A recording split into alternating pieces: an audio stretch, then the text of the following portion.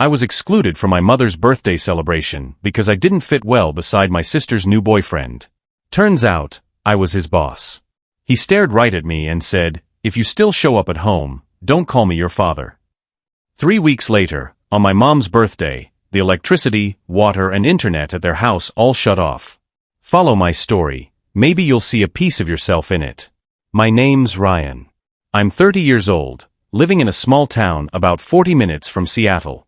Every morning, I brew a cup of coffee, check the weather, and drive less than 10 minutes to my workplace. I co-founded a modest tech company focused on renewable energy solutions. Not everyone gets what I do, including my family. They still think I'm tinkering with machines or fixing bolts, but I don't mind. I've never felt the urge to clarify. When people ask about my family, my parents or my sister Jessica, I give a faint smile. It's been a while since we spoke, I say, and leave it at that. I'm not hiding anything, I just don't see the point in revisiting the past. I haven't reached out to them in over 2 years. No calls, no text, no holiday visit, no birthday wish, nothing. It's been a quiet, unbroken distance, like a cord was cut, and no one bothered to mend it. I used to believe family was everything. But 2 years ago, on my mother's birthday, everything shifted. 3 weeks before that day, I'd booked a trip and cleared my schedule to head home early, stay a few days, and help with the party, just like always. Nothing fancy, just routine. I wanted to let them know I called my mom, but my dad picked up after 2 rings. "I'll be home a couple of days early," I said casually. "Let me know if there's anything I can grab or do to help." His response was vague at first, then he paused. When he spoke again, his voice was heavier, like he was dodging something. "Ryan, maybe skip coming home this year." I thought he was just worried about my work. "It's fine, Dad," I said, holding my coffee mug, still warm. "I've got it all worked out, no hassle." There was a longer pause this time. Then he spoke, his tone colder, more resolute. "Jessica's bringing her boyfriend home this year. He's a manager, someone significant. He speaks well, carries himself right. Your job, it's not something we can easily talk about. It's better if you stay away." A flush of heat crept up my neck, my pulse racing. I gripped my mug tighter. "What did you just say?" I asked, my voice no longer steady. He didn't back down, didn't soften his words. "You showing up would just make the family look bad. If you push to come, don't call me your father." Then he hung up, no hesitation. He set the phone down. My hand trembled, slick with sweat. The apartment was silent, no TV, no footsteps, just me standing there, staring into nothing, his words looping in my mind like a stuck record. "You showing up would just make the family look bad. If you push to come, don't call me your father." For a moment, I wondered if I'd misheard, but no. Every word was sharp as a blade, unyielding as stone. No mistake, no room for hope. I clenched my jaw, my throat tight, like something was stuck there, refusing to budge. Memories flooded in. For over 2 years, I'd quietly paid their utility bills, electricity, water, internet. No one ever acknowledged it, and now they called me the family's disgrace.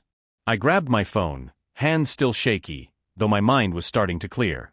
I opened my banking app and scrolled through my transaction history. I wanted a number, how much I'd spent on their power, water, and internet, month after month, without fail. Each payment was automatic, deducted like clockwork. For 2 years, about $400 a month, never missed. I scrolled to the bottom. Total, $9,842.17. I stared at the figure, not shocked, but something in my chest settled. Not pain, not anger, just a hollow calm. Nearly $10,000, and they called me the family's disgrace. Looking at that long list of transactions, a quiet question formed, one my family had never asked in 30 years. Has Jessica ever done as much for our parents as I have?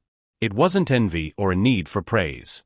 It was just, if I'm the family's shame, who's the standard they're measuring against? I'd paid nearly $10,000 for their living expenses, silently, without asking for anything, without ever mentioning it. What about her? Had she ever sacrificed, ever asked for help? Or did she just show up, smile brightly, and charm everyone in a nice dress with a successful boyfriend? I wasn't keeping score. I was asking because, for the first time, I saw fairness was never part of this family. I'd always been pushed to the sidelines, even as a kid. In family photos, I was often half hidden behind someone or caught at the frame's edge, never quite looking at the camera.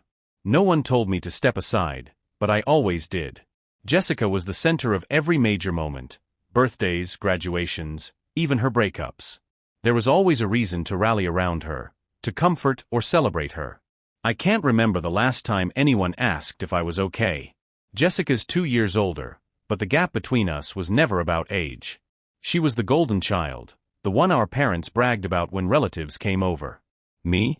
If I was mentioned, it was a brief aside. Ryan? Oh, he's doing fine. Works in tech, I think. I used to think if I worked hard, stayed out of trouble, and quietly handled things, they'd notice me. They didn't. When you're used to being invisible, no one sees when you're gone.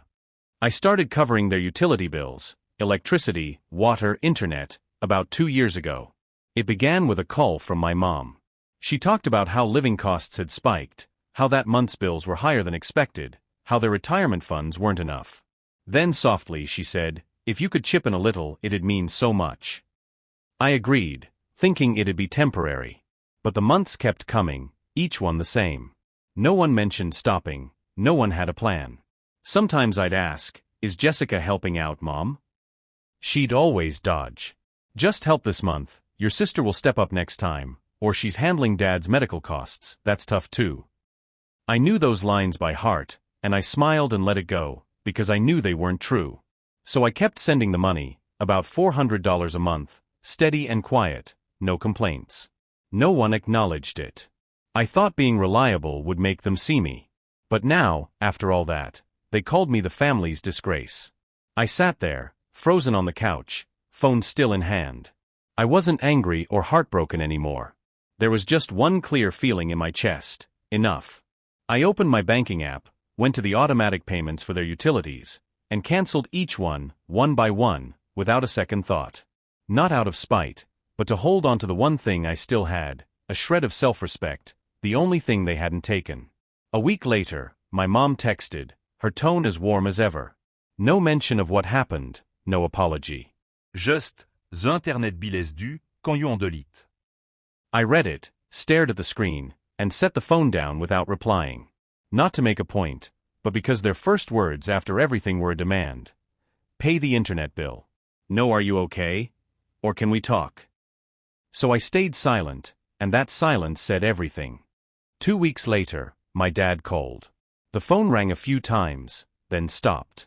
I didn't pick up. Minutes later, a voicemail came through, his tone sharp, impatient. The power company called. The bill's unpaid. What's going on? No concern, no mention of what he'd said when I called about Mom's birthday. I listened, turned off the screen, and set the phone face down. And so it went until Mom's birthday, 3 weeks after my dad told me not to come home. The party went on as planned, her favorite roasted chicken, cake from her favorite bakery, close relatives around the table. Everything perfect, except I wasn't there. That afternoon, at 4 p.m., I sat in my living room, a cold coffee in hand, when my phone buzzed. It was my mom. I stared at her name, then set the phone down. I didn't answer, didn't hesitate. My dad called next, then Jessica. 3 calls in under 10 minutes. I let them all go. No curiosity, no urge to respond. I sat there, leaning back in my chair, staring at the fogged-up window. The sky outside was a dull gray, no rain, but cold in that quiet, creeping way that hints at winter. The texts started coming 10 minutes later. Mom first, Ryan, the power's out. The house is dark. Please pay the bill. I read it silently. No anger, no surprise, just a hollow calm, the kind you feel when you've carried a family for years, and you're the only one left holding the weight. Then my dad, no water. We can't cook. Fix it now. Then Jessica, internet's down. Guests are here, please fix this, urgent. I glanced at the clock, 5:12 p.m. I remembered clearly, I'd canceled the payments 3 weeks ago, right after my dad said I wasn't his son if I came home. And now, in the middle of the birthday party they'd banned me from, everything collapsed. Power, water, internet. All gone when they needed them most. I didn't reply or call. I didn't feel the need to explain. I just sat there, turning the cold coffee cup in my hands, eyes fixed on the window, seeing beyond what was there. In that moment, I knew they weren't calling because they missed me. They were calling because no one else would carry their burden. By 6 p.m., my phone buzzed again, relentless. It wasn't my parents or Jessica anymore. It was the relatives, the ones who only show up for holidays but feel entitled to judge. The texts came in waves. Some called me ungrateful. One said outright, "You humiliated your mother in front of everyone." Another, subtler but just as cutting, said, "Your sister was right, people like you don't belong on a joyful day." I read each message without responding, not because I agreed, but because I was done explaining myself to people who always sided with the loudest crowd. I was about to set the phone down when it lit up again. Aunt Lauren, the only relative who still believed in me, was calling on an old video app we both used because we cared enough to see each other's faces when it mattered, hesitated, then answered on the second ring. Her face appeared, lit by the dim yellow glow of the kitchen I knew so well, every creak, every noisy drawer. But tonight, it felt different. There were clinks of forks, nervous laughter, and scattered chatter in the background. She looked at me, her eyes warm but concerned. "You're not going to pay, are you, Ryan?" Her voice was soft, probing. I met her gaze and spoke slowly, like I was pulling up something long buried. "Auntie, it was Dad. He told me not to come. Said if I showed up, I shouldn't call him my father." I swallowed hard. She went quiet, her eyes shifting as if scanning the room behind her. Then the call erupted into chaos. I heard my mom's voice through the noise. "Tell him I'm ashamed of him. Today of all days, how could he do this?" My dad, loud and sharp, "It's just a few bills, not a big deal. What kind of man gets petty over money?" Another voice, maybe my uncle, "Poor Jessica, stuck with a brother like that." Footsteps neared the camera. Jessica appeared behind Aunt Lauren, arms crossed, face twisted in frustration. He actually answered? "Mom's been crying all day, does he even care?" No shame at all. I didn't speak. I just watched, silent, like it was the only way to protect myself. I was about to end the call when another face appeared on the screen's left side. A young man in a sharp suit, hair neatly combed. He looked at me, confusion in his eyes, then gave a hesitant smile. "Hey boss," he said, his voice rough, unsure if the words fit the moment. I froze. My eyes locked on the screen, and I pulled the phone closer. I hadn't seen this coming. Not here, not on the night they all thought I was too shameful to invite. I stared at him, and it clicked. His face, his voice, of course. He was a new hire from our southern branch. We'd exchanged emails, and he'd sent me a couple of reports, but I had no idea he was Jessica's boyfriend, the one they were all fawning over. The room behind Aunt Lauren seemed to hold its breath. She glanced over her shoulder, and the kitchen burst into frantic whispers. Someone muttered, "Wait, what did he call Ryan?" Another voice, confused, "Boss? Does that mean Ryan's his boss?" The murmurs grew, overlapping, uneasy. I stayed silent, lips pressed together, giving a small nod of acknowledgement. He looked back at the room, then spoke clearly. "For those who don't know, I work at Pacific TerraTech. Mr. Ryan's one of the co-founders." His words cut through the clatter of dishes and chatter, and the room fell into a strange, stunned silence. I still said nothing. I leaned back, voice calm and steady, like the words had been waiting. "Hope your big moment goes well." Then I ended the call. That night, I slept deeply, no tossing, no waking with old questions haunting me. For the first time in years, I felt unburdened, not from revenge, but because they finally saw who I was. The next morning, before the sun fully broke through the curtains, I checked my emails as usual.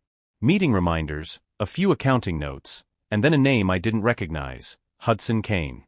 I opened it, and the first line hit me, "I'm sorry, I didn't know you were Jessica's brother." I leaned back, reading on.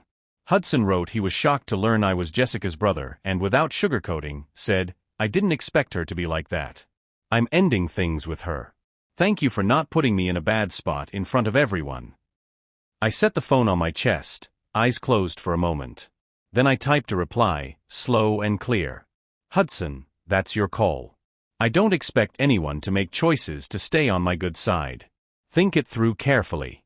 And for the record, I keep family out of work. I hit send. No lingering feelings, no second thoughts. That was enough. Around 10 a.m., during a meeting with department heads, my phone buzzed. It was Jessica. I stared at her name, then hit decline, not out of anger, but because I was done with apologies that only came when everything fell apart. 5 minutes later, a text, "I'm sorry. I didn't think Hudson would change like that. You're his boss. If you talk to him, he'll listen. Please ask him to come back." I stepped to the hallway window, leaning against it. I read her message again, then typed a reply, not too long, not too short, just enough for her to understand. Hudson didn't leave because of me.